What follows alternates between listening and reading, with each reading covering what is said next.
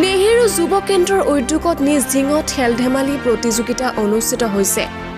হয়, নেহেৰু যুৱ কেন্দ্ৰৰ উদ্যোগত খণ্ড পৰ্যায়ৰ প্ৰতিযোগিতাত ছোৱালীৰ কাবাডী দৌৰ, দীঘল জাম্প আৰু ল'ৰাৰ বেডমিণ্টন আৰু ভলীবল প্ৰতিযোগিতাত খেলুৱৈসকলৰ অংশগ্ৰহণ উৎসাহজনক আছিল।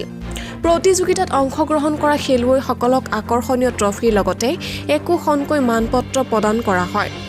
বঁটা বিতৰণী সভাত মুখ্য অতিথি হিচাপে উপস্থিত থাকে বিশিষ্ট সমাজসেৱক আজহাৰ উদ্দিন আহমেদ আৰু বিশিষ্ট অতিথি হিচাপে উপস্থিত থাকে কবিৰ ডাঙৰীয়াৰ লগতে নিজ ঢিং গাঁওৰক্ষী বাহিনীৰ সম্পাদক শফিকুল ইছলাম, কৰুণা দাস আৰু Abul Mahajan. News desk report, Batadrava live. প্ৰতিশ্ৰুতি দিওঁ যে ইয়াতে যিখিনি খেল অনুষ্ঠিত হ'ব এই খেলত ৰেফাৰী মহোদয়ৰ আৰু অৰ্গেনাইজাৰসকলৰ সিদ্ধান্ত মই মানি চলিম।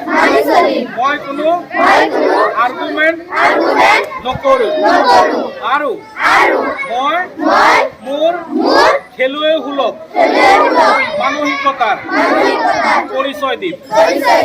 হয়, নেহেৰু যুৱ কেন্দ্ৰৰ উদ্যোগত আজি নিজ ঢিঙত দুদিনীয়া কাৰ্যসূচীৰে যি খেল অনুষ্ঠিত হৈছে তাত মোক মুখ্য অতিথি হিচাপে মাতিছিলে। তাত উপস্থিত থাকি সঁচাকৈ খুব ভাল লাগিছে। খেলুৱৈসকলৰ যিখিনি খেল মই দেখিলোঁ, খুব সুন্দৰ। আমাৰ খেলুৱৈসকলৰ মাজত যথেষ্ট প্ৰতিভা আমি দেখা পাইছোঁ।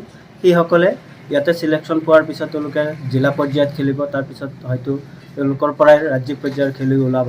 আমি আশা ৰাখিম এই খেলুৱৈসকলৰ মাজৰ পৰা বা কোনোবা খেলুৱৈ ৰাজ্যিক পৰ্যায়লৈ তেওঁলোকে স্থান গ্ৰহণ কৰক, তাকে কামনা কৰিছোঁ।